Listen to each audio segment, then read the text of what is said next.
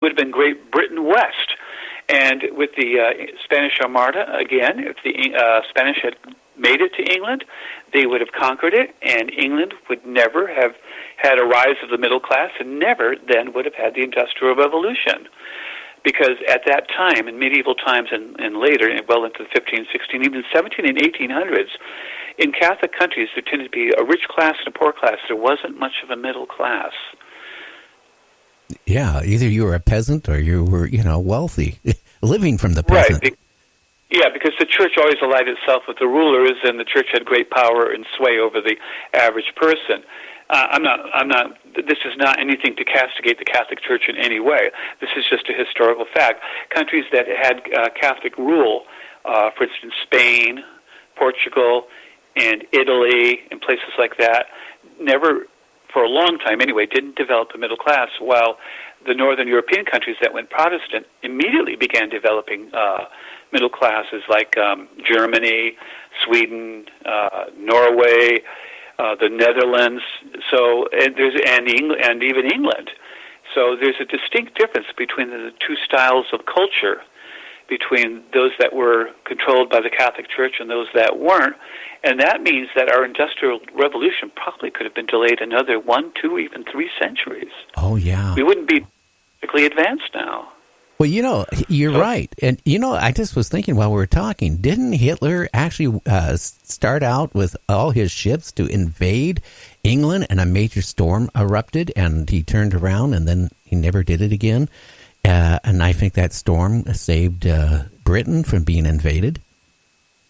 Okay, we just came up with one that I don't know about. My only history of Germany and England with regard to ships were that the German ships were well outnumbered by the British, although they were doing great work with their U-boats, submarines, attacking British.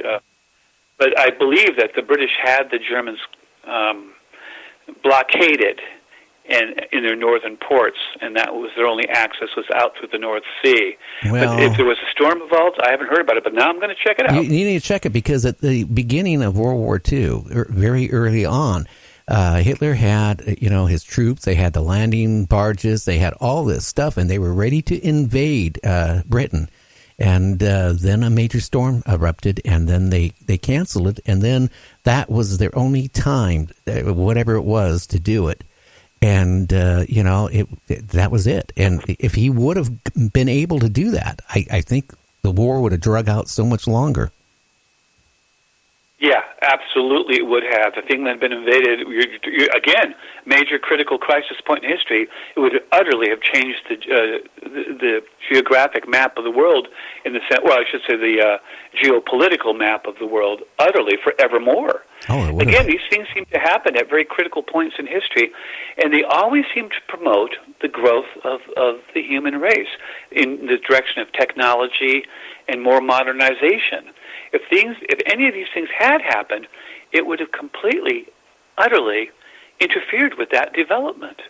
And in America, I mean, when you start having coins struck because of a great wind, and you have the same thing done by Queen Elizabeth I in England, and you have the Japanese referring to the divine wind, the kamikaze, this tells me that it was extraordinary and it was unusual. And in the case of Japan, it happened twice.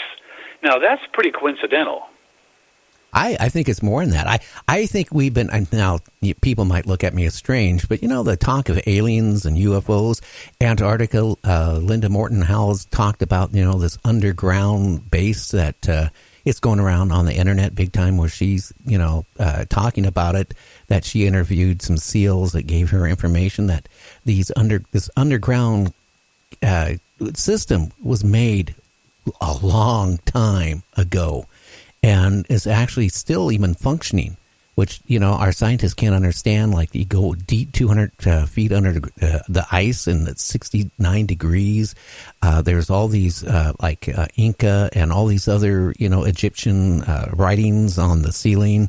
And it's really strange. She was talking about that. And then you think about that. If they were manipulating mankind, okay, that maybe the time travel and manipulation and all these, creating these storms, whatever, trying to guide and keep kind alive. Right. Excuse and by the way, it isn't just historical records that make me think time travel is possible. There also is physical evidence in our history of a lot of strange things as well. And that is what I find compelling evidence, because we have no way of explaining this stuff. And it's extremely odd. And this dates back several centuries. We have found all sorts of things that just don't belong in the time and place that they were dug up.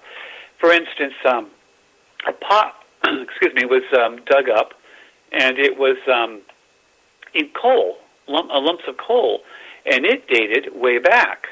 And the coal did, I think, about 25 million years. And they know that it wasn't a hoax because this stuff that was found, the pot that was found in this was molded around the coal, inside the coal. So when they broke it out, there was still the mold of it. And they don't know how this could be. It was dug out of a mine. And this was done far enough back where it would have been very difficult to have faked it. There's another case in 1844 of the hammer that was found, and it was embedded in stone. And some scientists have said, well, there are cases where you can have rapid fossilization, possibly. Again, scientists come up with any explanation they want without any concrete fact to back it up, and immediately the media and the government and whatever jumps on it and says, oh, yeah, that's what it was. Well, no, it wasn't. That's just someone saying that they could be that. And the problem with that theory is that the hammer, the wooden part, was beginning to fossilize itself, and it was embedded in ancient sandstone, which means that it had been dropped somewhere, slowly buried over millions of years, probably at the bottom of the sea if it was sandstone, and then it rose up and was uncovered and found. And this was found by a couple. I can't remember when exactly it was found, but it wasn't found recently. None of these things I'm talking about were found recently. And they said that the metal of this hammer was 96% pure iron. And there were traces of other exotic metals in it as well.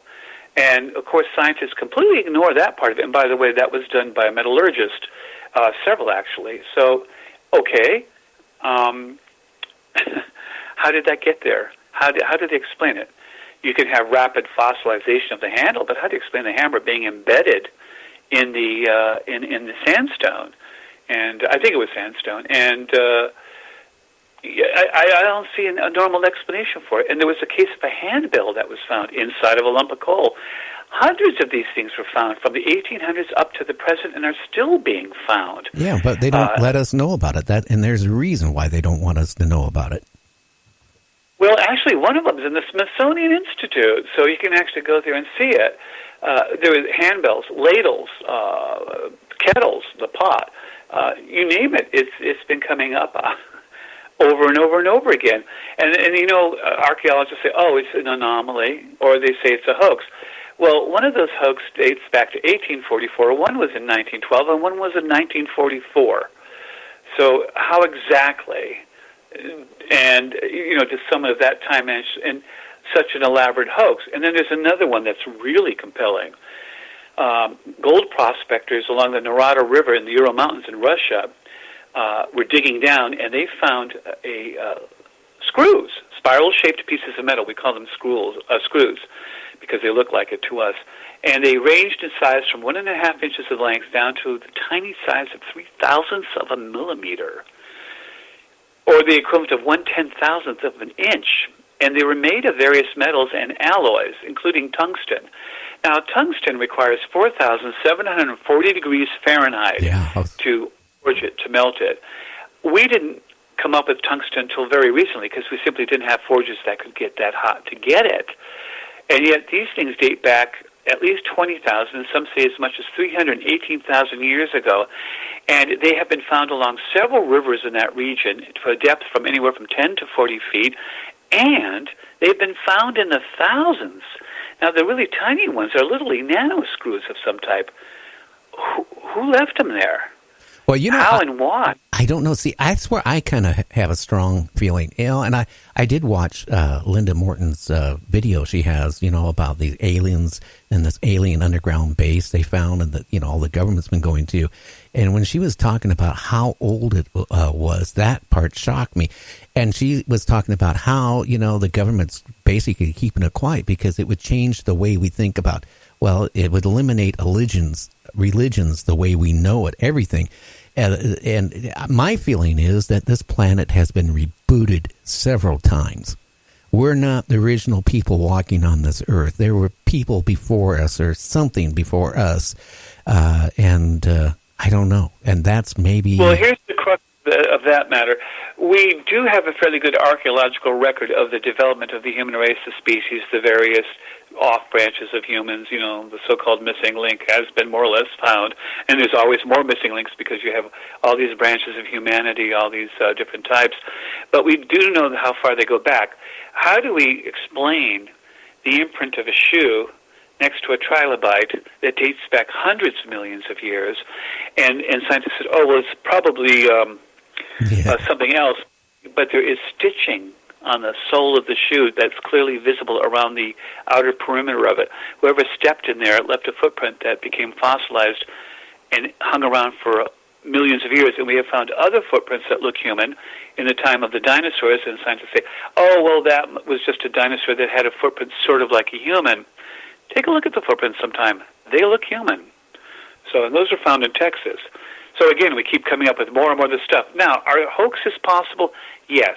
But we are talking on a scale of thousands over at least 2 to 3 centuries. And if people are faking things in coal, number one, how are they doing it in the 1800s? So they get the mold of the coal and dig it up out of it. And it's just common workers who find it. Who would go through the effort to do that in the first place? It just doesn't make sense. And there's just too many anomalies for it to all be anomalous. But how did those people get that far back in the past, 120 million years ago, 380 million years ago? Have you heard of the Dashka stone? No, I have not. Okay, this is a stone that was found, again, in the Ural Mountains, and it is in 3 layers.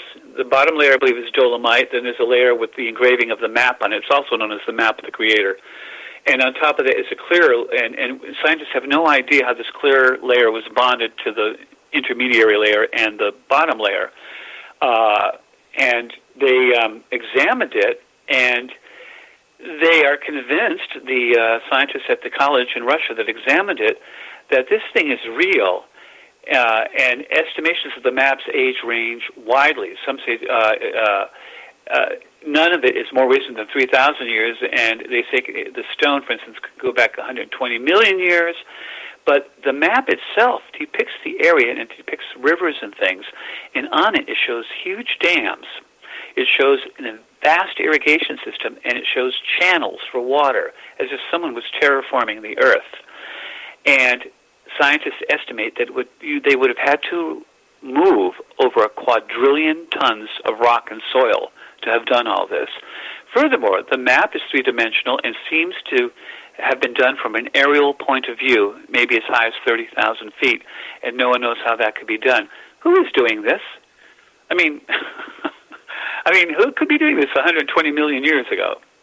Well, do you feel it's people going back in time, or do you feel it's aliens that were on this planet, or do you feel maybe that we were rebooted? What's your gut feeling, Rob? Well, I think we may have been rebooted around the time of the ending of the last ice age in about 10,000 BCE or 12,000 years ago. But I also think that time travel is possible because a lot of these implements that are found don't look alien in nature. They look human-made. Why would an alien who can span the universe in their ships and have the high technology they must have a simple kettle that you'd hang over an open fire to cook in? Why would they use a hammer that is surprisingly human in nature, except it's got much purer iron than ours does? Why would they have left ladles behind? I can't picture a gray alien sitting there ladling soup into a bowl. Maybe they did. I can't rule that out completely. Now, they would, Rob, they would have a machine like Star Trek had, right? You just click in a couple numbers and there's your steak. They wouldn't be using kettles and frying pans. No, they would use replicators or something very much like it. We're getting close to that now with Instant Pots. But I don't see, so if humans were back then doing that then, these seem to be more like human products. The handbell. Would aliens have a use for a handbell? Mind you, it had a figurine of a strange god on the handle, so maybe. But all the stuff we're finding seems